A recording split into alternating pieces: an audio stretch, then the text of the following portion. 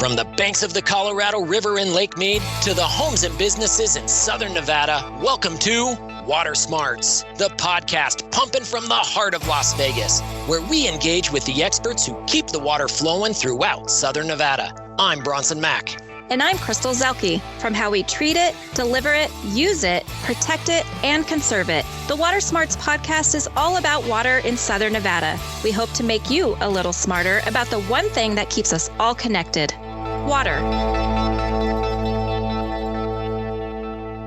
Hey, Crystal, how's it going?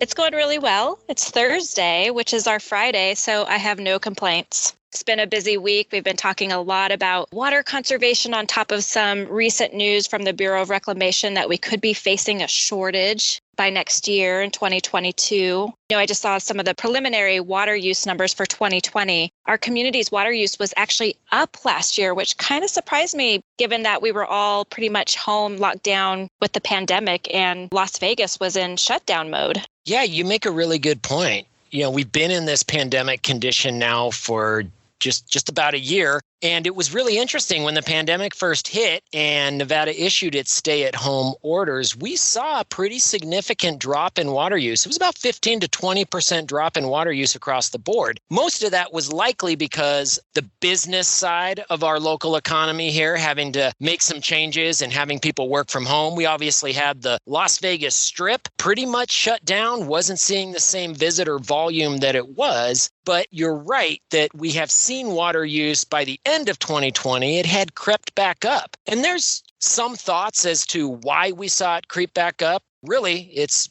likely because we were all at home.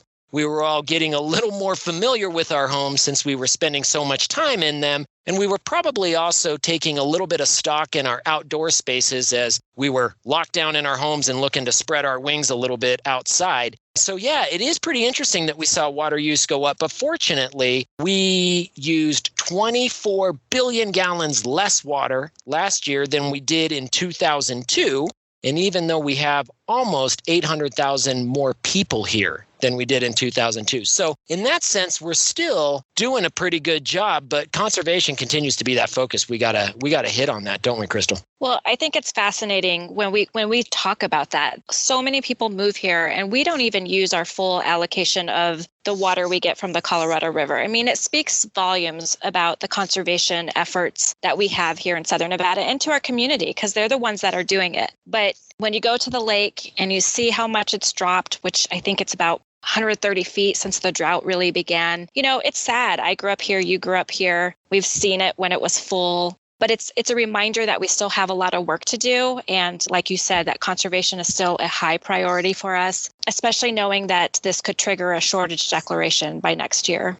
Yeah. And, if we do end up seeing that shortage declaration, we're going to see some reduced water availability to us here in Southern Nevada, which again reaffirms why conservation is so important. I mean, when you consider the fact that if a shortage is declared next year in 2022, we will have 7 billion gallons less water available for Southern Nevada. Now, we've done the analysis and we can continue to meet this community's water needs even with that reduced amount of supply. And that's because this community has done such a good job conserving water since this drought started in the early 2000s. But we always say that we can't rest on our laurels, and the conservation that we do is only as good as what we do today. Yesterday's conservation is already gone. That water is already stored and banked for our future.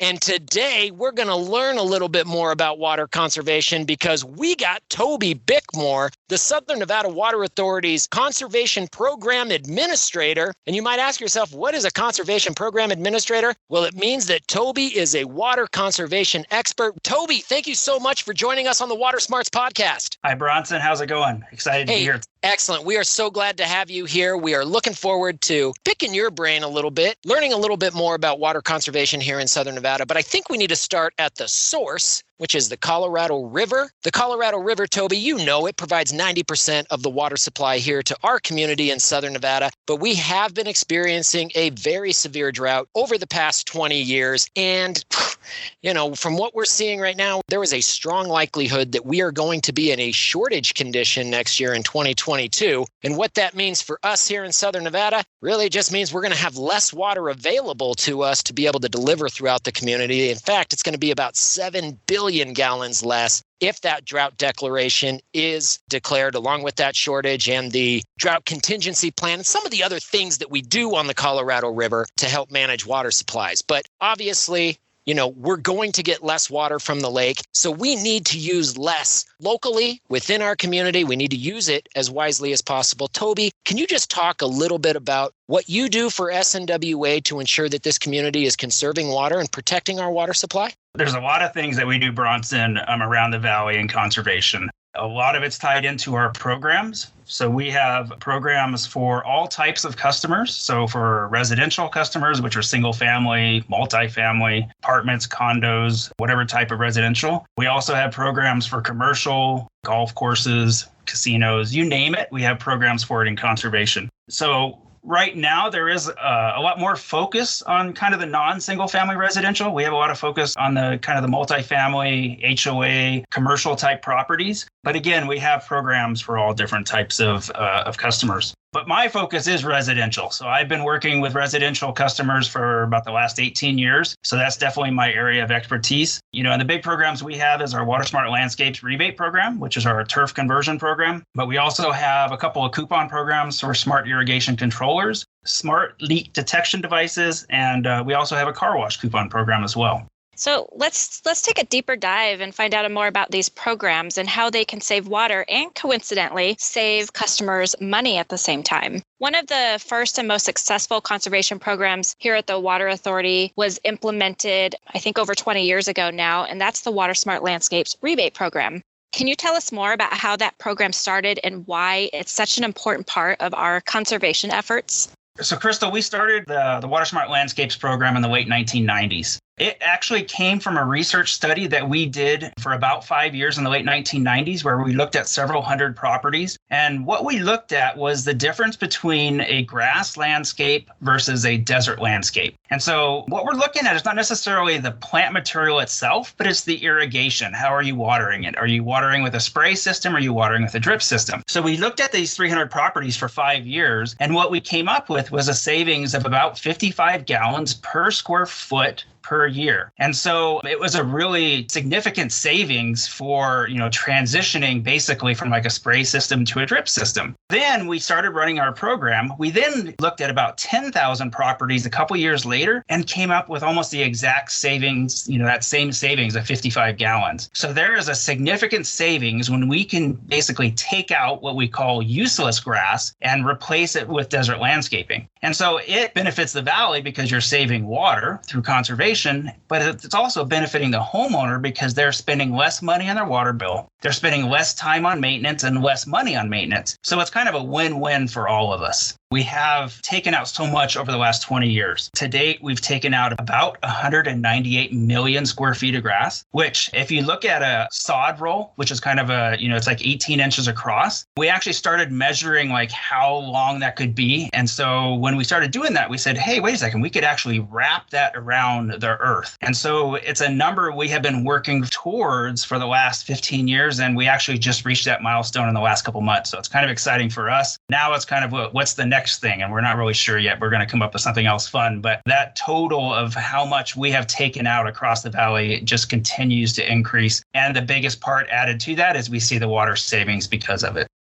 So that is a substantial amount of grass that has been removed from this community. And I got to assume that that's all the grass that we needed to take out, right? There isn't a need to take out anymore. We got it all? No, unfortunately not. There's a lot of grass in the valley. We've had years and years of it going in. And so our estimate, like I said, is about 198 million has come out. We think there's about that same amount, if not even more, maybe over 200 million still that we could take out. And that's 200 million of, again, what we would call useless grass. And so for us, what useless grass is, it's that grass that's really purely aesthetic. So if the only time you're using that grass is you're walking on it to mow it and it's just being watered, but you're not playing on it, dogs aren't using it, kids aren't using it, it is just for the look of grass. That's what we kind of call useless grass. There's still so much of it in our valley. And that's a good definition to explain to people, because we do get that question a lot.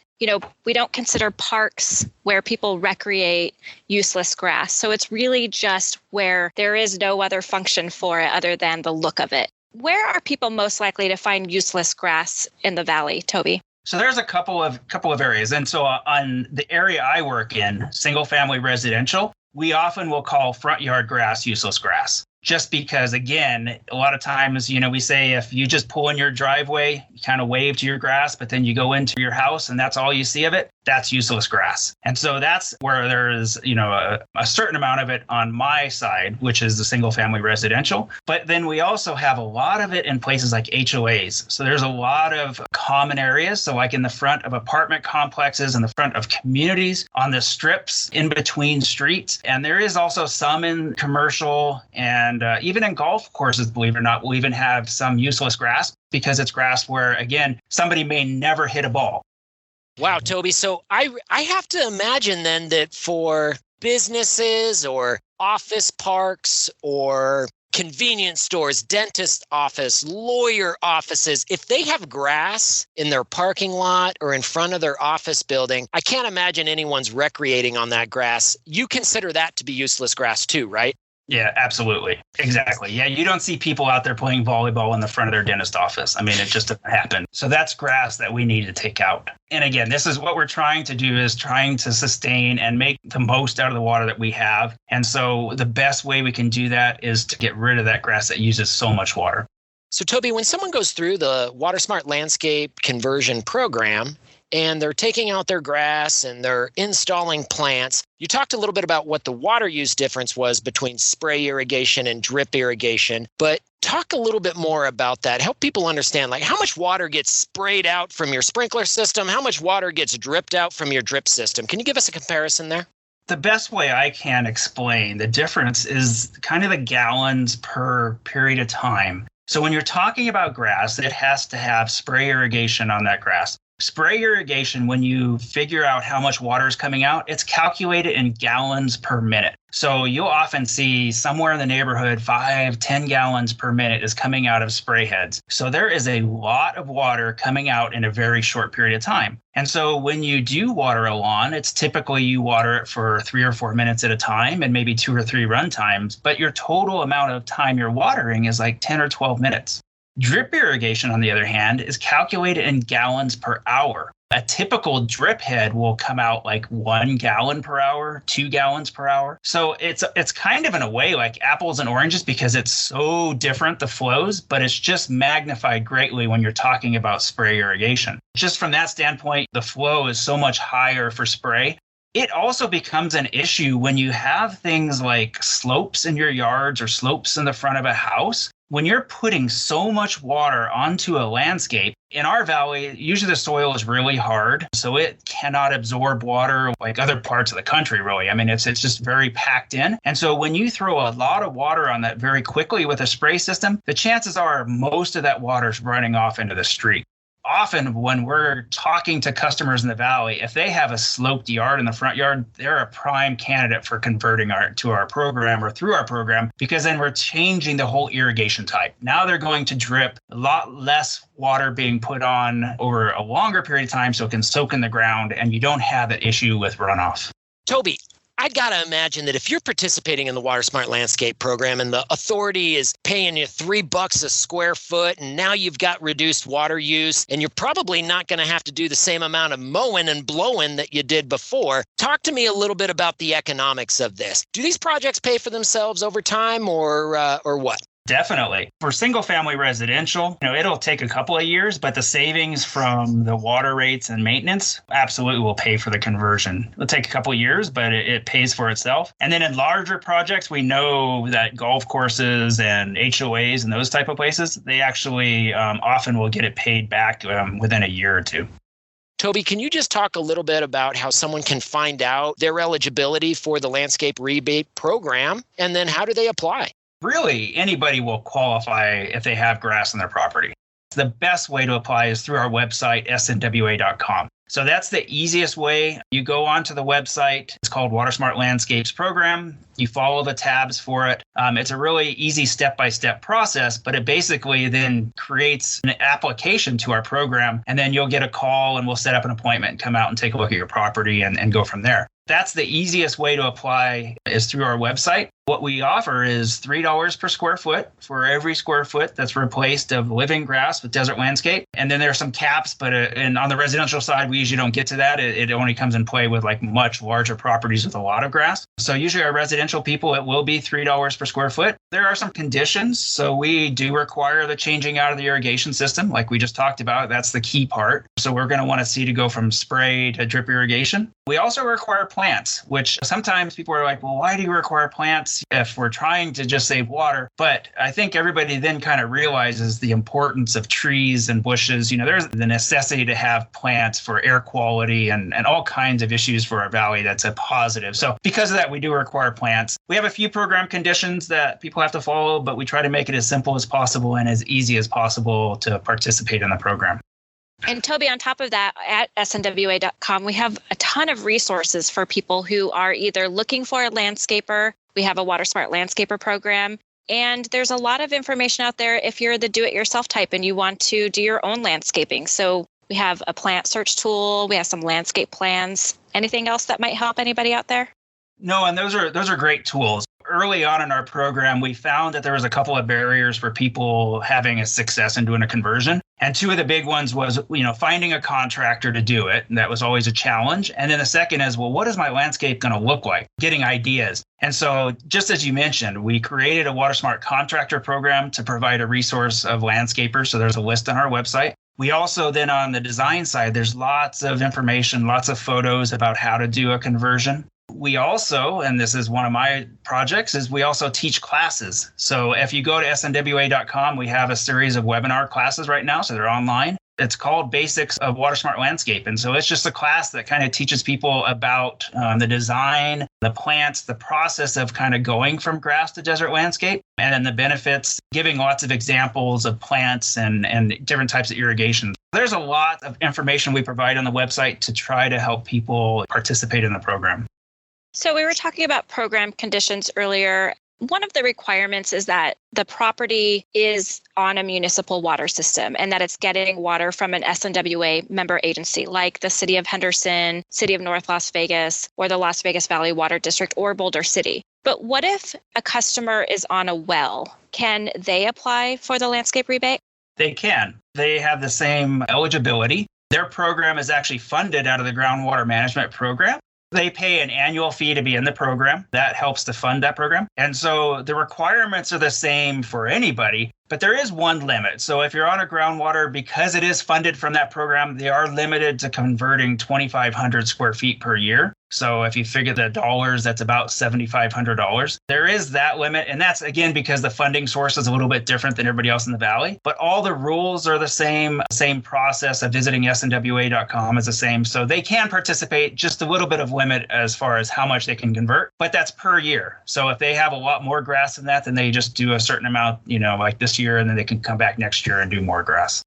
Toby, a lot of grass in residential neighborhoods is considered streetscape grass or streetscape landscaping. And we see this grass between the curb and the sidewalk, or between the sidewalk and the block wall as we're doing 45 miles an hour down a busy street. We also see this grass at the entrance of communities. And then some residential communities have grass in what they call pocket parks. And in some respects, these pocket parks are located adjacent to busy streets. I mean, streets that I probably wouldn't let my kids go play near, that's for sure. So is that grass something that the average homeowner can replace that's kind of in these common areas? What can homeowners do to try and encourage the removal of that grass? So that's a good question, Bronson. So that grass that's out in the fronts, like you mentioned, does not belong to individual residents. So an individual resident couldn't go out themselves and identify a certain area and submit to our program to have it taken out. that area belongs to either an HOA or a business that owns that land. If it is in the HOA common area, for example, in front of it, and you have a resident inside, what that resident should do is approach the HOA board if they want to see that grass removed.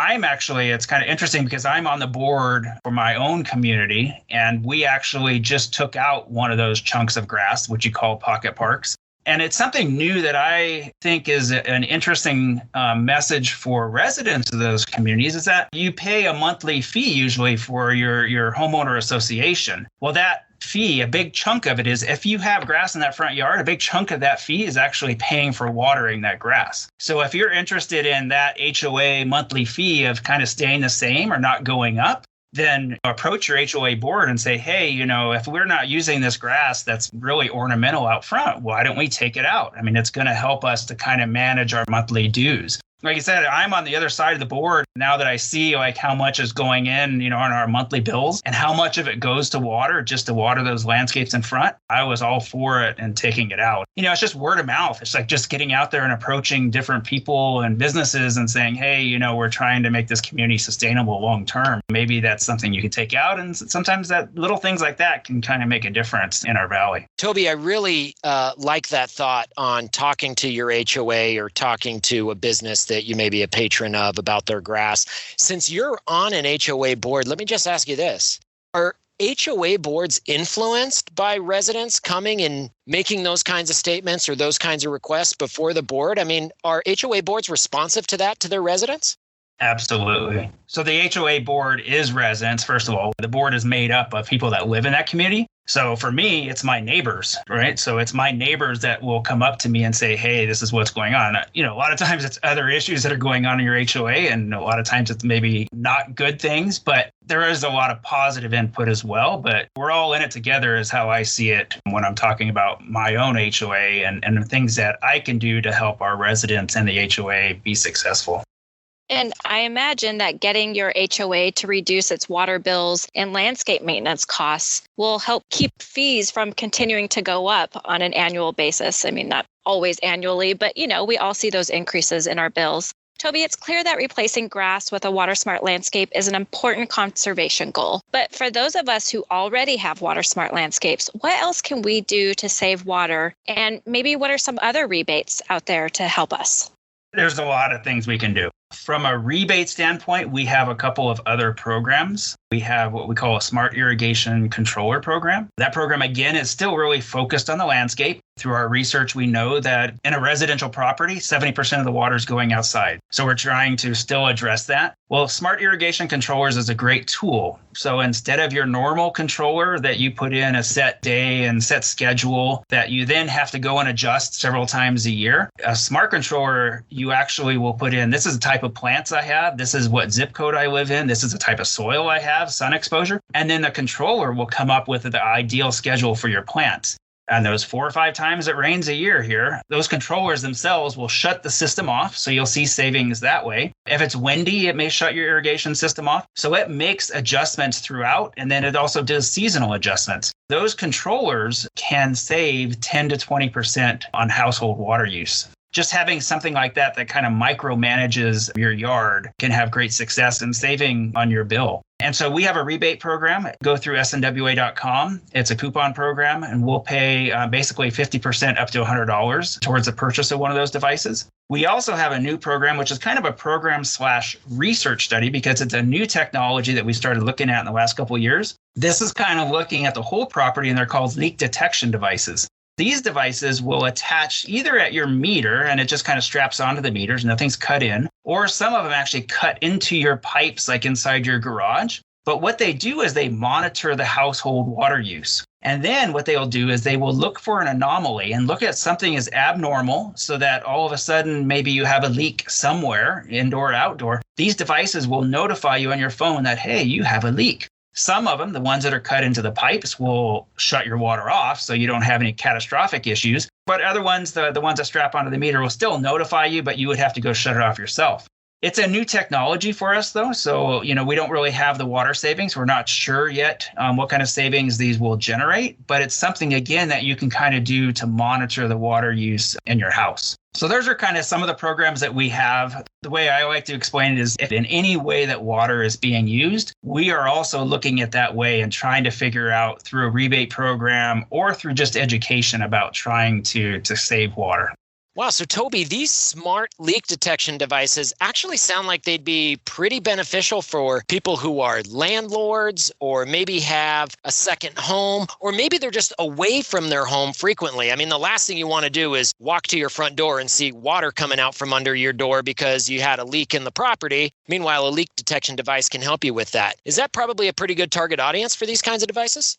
Absolutely. As I mentioned, it's a research study. So that's part of what we're looking at is to see which groups are interested in the device and the technology. One of the big groups are those that don't live in the town all the time. So if they're the ones that are, getting out of the town when it's hot in the summer and they go up north or whatever, they're an ideal customer. We've also seen some of the high-end properties in town where people are maybe there kind of periodically through the year. And then also, as you mentioned, even landlords. So if they have residents that are coming in and out through the year, that's another group that we're seeing early interest in the program from. So we want all you snowbirds out there to get yourself a leak detection device. Visit snwa.com to get that device. You were also talking about smart controllers, Toby. And I got to tell you, man, I hear smart controller and I almost want to check out, dude. Like, I'm okay to navigate my cell phone and my iPhone, okay. But once it starts getting into technology, I'm not a gadget guy. I know there's other people out there that aren't gadget people either. So how complicated are these controllers to actually install and program?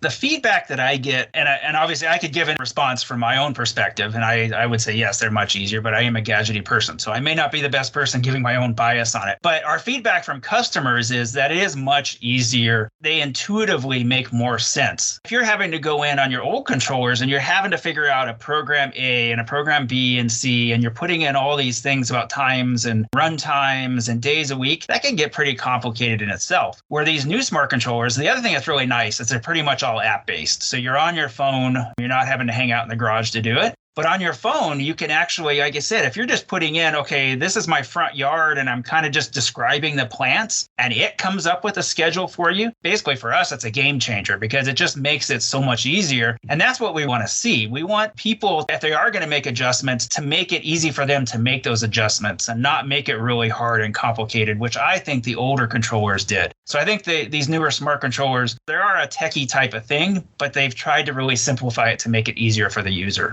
Bronson, though, you just need to get one of these smart controllers so you can just sit on your couch while you're Netflixing. You don't have to even get up to change it. Listen, I realize that, and I will. I'm a little behind the times. Okay, I'm gonna get on it. All right, Crystal. Okay, there's a rebate for that. So, Toby, you've mentioned the Water Smart Contractors list, and that's available on our website for those people who need a little help looking for a contractor that will install a Water Smart landscape. Tell us about these landscapers and what makes them Water Smart. So the Water Smart contractors, they actually go through a series of trainings, and that's training provided by us. We're basically teaching them what a Water Smart landscape is, what's the best irrigation system to put in, what type of plant should you be using. So we'll do a series of trainings for them. Once they've gone through that training, then they become what we call a Water Smart contractor. And so then we'll put them on our list, and then they have to do refreshers on that training every couple of years to make sure that they're up to date with what their training and their knowledge of, our programs are. So it's just an extra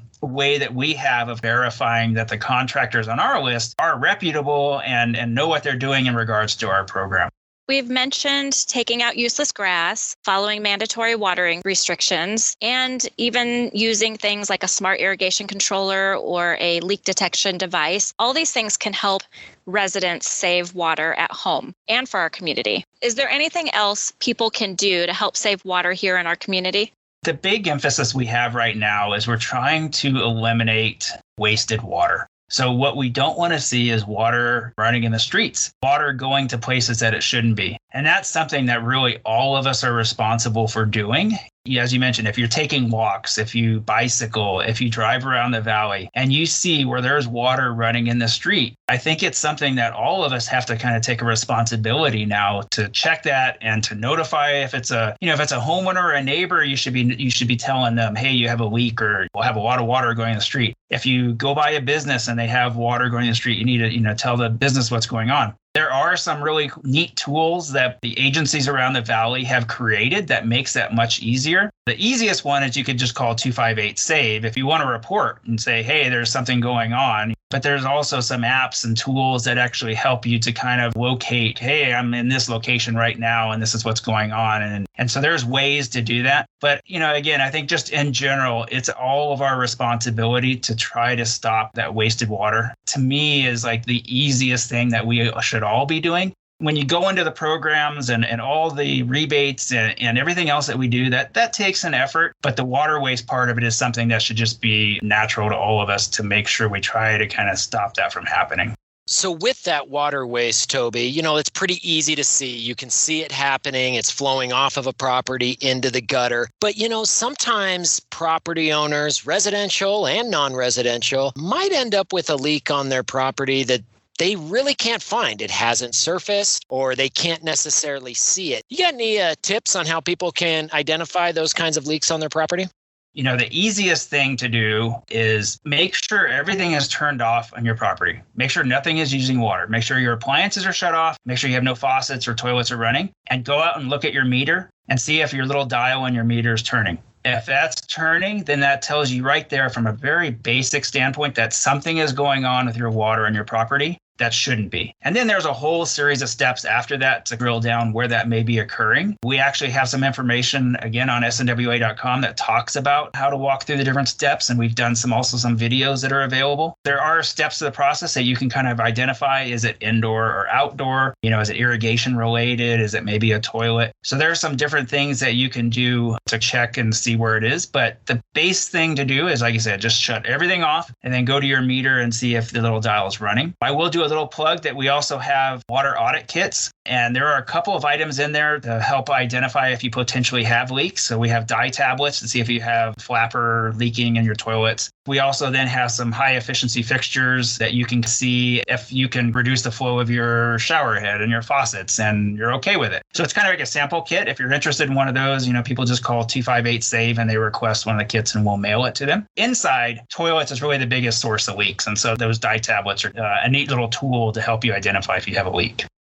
So, Toby, you mentioned earlier that there are coupons that are available for WaterSmart car washes. And I know that here in Southern Nevada, you are permitted to wash your car as long as you've got a positive shut-off nozzle on your hose. You can do that in your driveway once a week. But really, we encourage people to visit a WaterSmart car wash. Can you just talk a little bit about what makes a car wash WaterSmart? The big thing is that it's recapturing the water. If somebody washes their car in their driveway, that water is then going down, basically into the gutters and it's lost. What a WaterSmart car wash does is it recaptures the water. So the whole design, the idea is it recaptures it, cleans it, and either puts it in the sewer system where we can capture it, or sometimes they can clean it up so it's reused again. The design of the car wash is such that the water is not being lost.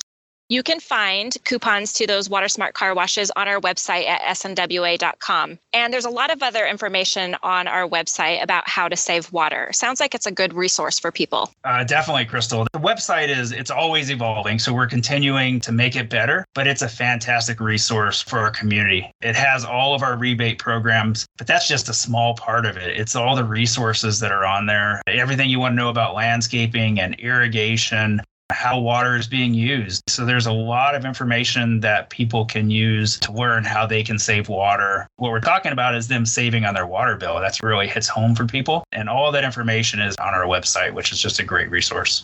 And of course, you can also find your assigned watering days on snwa.com. Make sure you are following the seasonal watering restrictions here in Southern Nevada. That is only 1 assigned watering day in the winter, 3 assigned watering days in the spring and in the fall, and then you can water up to 6 days a week in summer. no watering on Sundays or between 11 and 7. And you can find all of that information on snwa.com. Toby, thank you so much for helping make us a little bit smarter about water here in Southern Nevada and joining us here on the Water Smarts podcast. Thank you. It's my pleasure to spend the afternoon with you. The Water Smarts podcast is brought to you by the Southern Nevada Water Authority, which reminds you to follow the mandatory seasonal watering restrictions. You can find your assigned watering days on snwa.com. You also can find landscape tips and rebate coupons to help you save water and save money. And you can apply for the Water Smarts Landscape Rebate Program at snwa.com or get a rebate for a Water Smart irrigation controller, which will automatically turn off your irrigations on those few days when it does actually rain in Southern Nevada. And if you're worried about water leaks, consider installing a smart leak detector device. It can notify you when a leak is suspected, and some models even shut off the water to prevent damage to your property. You also can find coupons for Water Smart car washes located throughout the valley. Get a clean car and save water and money. Water Smart car washes recycle water on site or capture it and send it to a treatment facility where it's treated and returned to Lake Mead. Wow, Crystal. I don't know about you, but I think I got a lot of good information from Toby on conservation and using water wisely here in Southern Nevada. Yeah, there's so much every one of us can do, whether it's at home, at work, in our own communities. It's really about being proactive and just looking at ways you can save just a little bit more water than you did yesterday. That's a great point, about being proactive. We want everybody to be the advocate for water conservation in Southern Nevada. It's not something that we just do seasonally. Water conservation in Southern Nevada is an ethic, and we want everybody to be the advocate. Go talk to your HOA. Go talk to that business that you visit frequently that has grass and let them know that you don't think that they should have that grass out there. And when you talk to that HOA, as we heard from Toby, that can be a pretty convincing and pretty compelling type of discussion that can spur your HOA along to remove that grass and stay water smart. Don't forget, you'll get $3 a square foot if you or your HOA take out that grass. Visit snwa.com. There's lots of information there, not just about water conservation, but also about the rebates on how we can help you stay water smart. And for those listeners who want to know more about where our water comes from and how we manage our water resources, let me just suggest the Water Smarts podcast, episode number 3. It is titled, Is Las Vegas Running Out of Water? It features the Deputy General Manager from SNWA, Colby Pellegrino. She will set your mind at ease and let you know we're not running out of water, but conservation continues to be the fulcrum on which we balance water supplies with water demands. Well, that's it for this episode of Water Smarts. We hope that you subscribe and listen to us next time. And if you got a question that you want us to answer, feel free to send it our way. Just email it to watersmarts@snwa.com, and we'll make sure to answer it. And hey, if that question is good enough, it might just be on the air. We'll see you next time here on Water Smarts.